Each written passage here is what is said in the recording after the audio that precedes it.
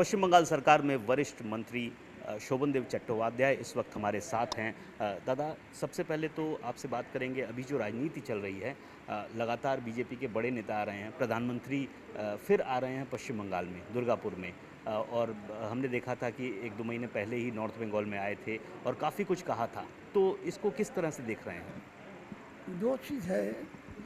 एक सारे देश का जितना विरोधी है सब कुछ लोकसभा में वो जो सिंदूर स्कीम हुआ था उसको बारे में पूछताछ करने के लिए बहुत दफ़े बुलाया है उसको, लेकिन आज तक उसको टाइम नहीं मिला। अफ्रीका घूमने गया था, इतना घूमता है लेकिन हमको सपोर्ट करने का कोई देश नहीं है, हमारा कोई नेबर हमारा सपोर्ट नहीं करता है। कोई कोई भी नेबर इंडिया को लड़ाई में सपोर्ट नहीं किया।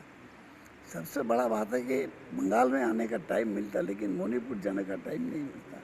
मणिपुर में उन्हीं की सरकार है जहाँ पे हर रोज़ गुंडागर्दी चल रहा है, नारियों के ऊपर, लड़की के ऊपर अत्याचार हो रहा है, फिर भी उधर में जाने का टाइम नहीं मिलता है, बंगाल में आने का टाइम मिलता है।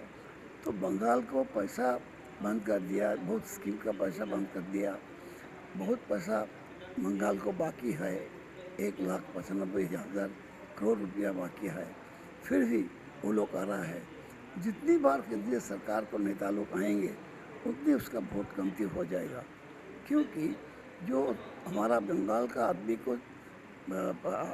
हक का पैसा, 100 दिन का काम का पैसा जो रोक दिया है, घर बनाने का पैसा रोक दिया है, उसका पर जितना भी आ सकता है, लेकिन बंगाल में वोट नहीं मिलेगा। और ममता बनर्जी को जो स्कीम्स है आज सारे हिंदुस्तान में और भारत में वही स्कीम ये लोग नकल कर रहे हैं। और इसके बारे में केंद्रीय सरकार को रिपोर्ट निकला कि ममता बनर्जी का इस रिपोर्ट में देश का इकोनॉमी का ज़्यादा जीडीपी बढ़ रहा है, क्योंकि गरीब के हाथ में पैसा जा रहा है। तो बंगाल में आ सकता है, किसी को आने में तो हम रोकता नहीं है, लेकिन बंगाल में जितनी बार आएगा उतनी बार उसको वोट कमती हो जाएगा।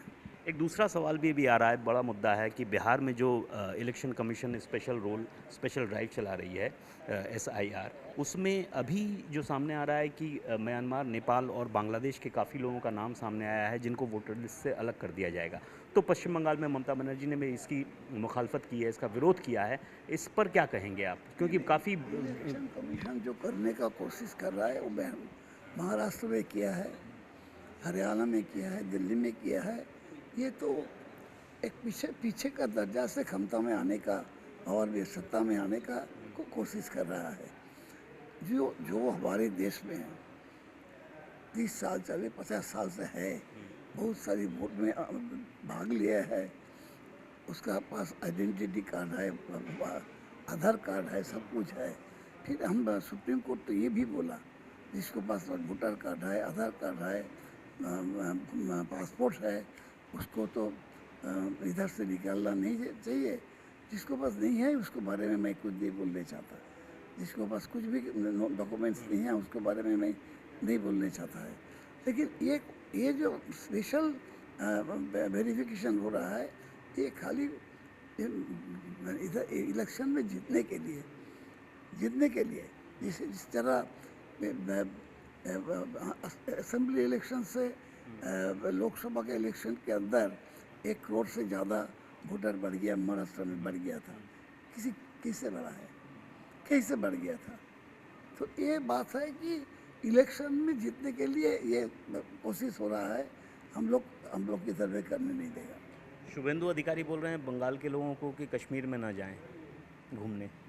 हमको कुछ बोलने का ज़रूरत नहीं है, उसका प्रेसिडेंट बोला है, वो क्लोज चैप्टर।